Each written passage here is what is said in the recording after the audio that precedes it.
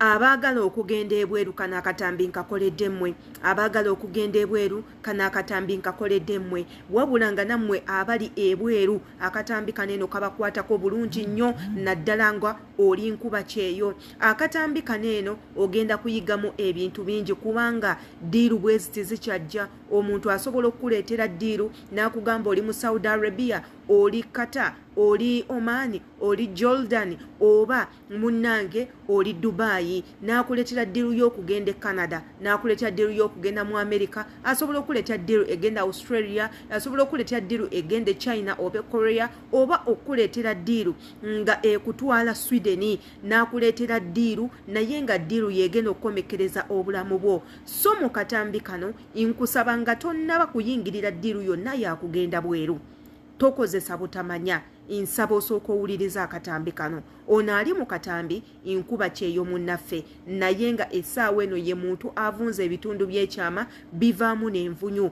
Lwaki? Lwa nsobi eyakolebwa abo abayitibwa mikwano gye abaamutundayo okugenda ebweru okukola n'ayita mu bikampani bino bye bateekawo, kampani y'abantu abakyamu ne bamulyako ssente ate n'afuna n'ekirwadde ky'ogenda okuwulira mu katambi kano. Yenze Sheila aditanga bulijjo nabagamba nze omulimu gwange kubanoonyeza updates ziteekawo waneeno ayiga ayige, atayagala abireke, naye nze mba nkikoze. Wabula ggwe nga membe ya subscribinga ku channel yaffe eno tukwebaza okola ekintu kirungi nnyo. Wabula ky'olina okukola commenting nga tumanye endowooza yo ku butambi nga bunene bwe tukola. Obutambi bunene bwongereyo obusobola okutaasa omuntu omulala. Endowooza yo ya makulu nnyo mu butambi buno. Katugendeko mu katambi kendi mu kwogerako olunaku olwaleero ate era tubeere nga tukomawo tukaweeko endowooza zaffe. Beerako katugendeko mu katambi.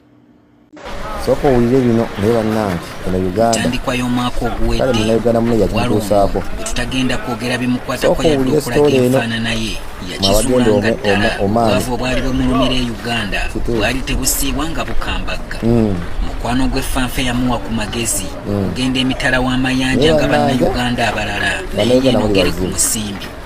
Mukwano gwa Mpeeka naye yali mu nteekateeka ezigenda era waayitambale n'ayolekera olwo ne mwana muwala ekinyegenyege ne kimukwata. Kigambibwa nti ne yamuwa ennamba y'omukyala amanyiddwa nga Jane Namusoke yamuyunga kuba amutwala. Nimugamba Gloria yampadde ennamba yongere naawe kuba njagala genda bweru. Nimugamba bye nali siina, nimugamba sina ssente ate kyasina nandaga muntu. Nangamba tefaayo ogenda bifuna.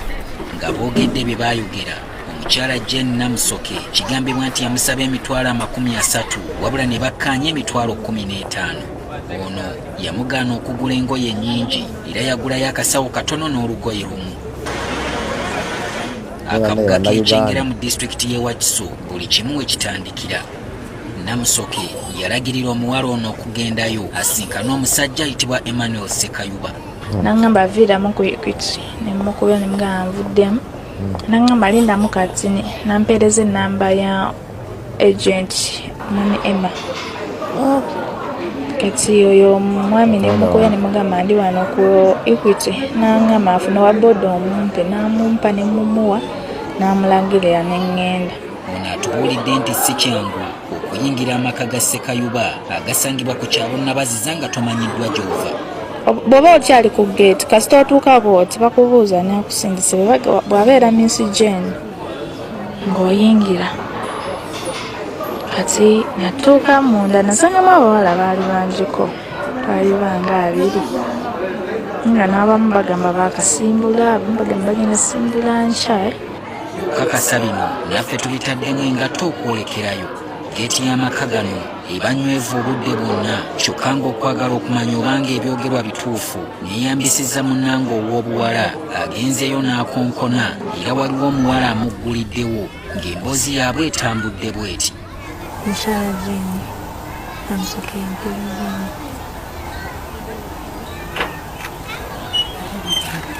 Badde njagala ngende mbikime ndeke n'essente zisigadde kwangandi kola essente zenina okuleeta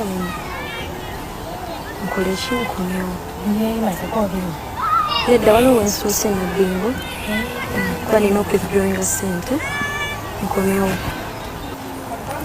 Tunanzikiriza okukomawo okuma nga ssaawa 2.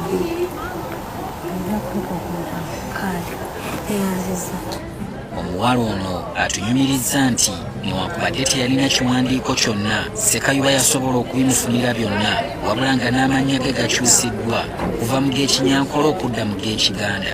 Ennyonyi yabatuusa mu Oman baagirinyira mu ggwanga lya Kenya ng'ennaku z'omwezi 2 ogw'omukaaga 2018.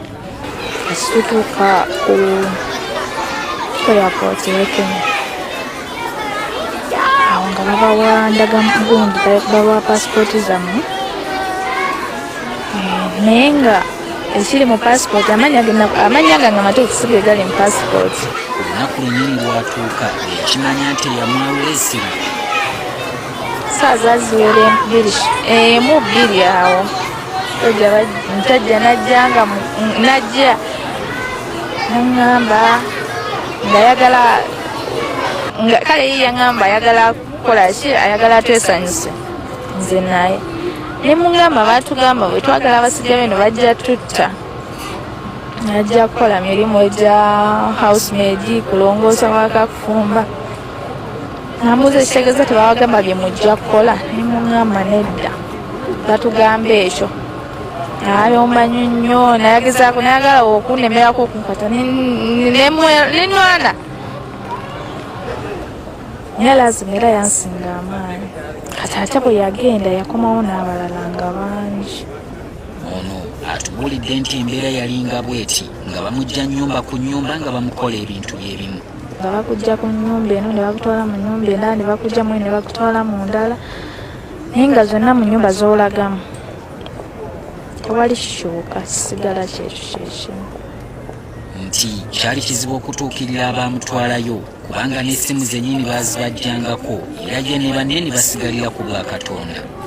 Kyokka nti n'omukazi omuwala bwe yamukwatirwa ekisa n'amugja mu mannyo g'empisi olwamutuusa mu maka ge baawe ne batabani be babiri nabo ne batandikanga okumukozesa kirindi.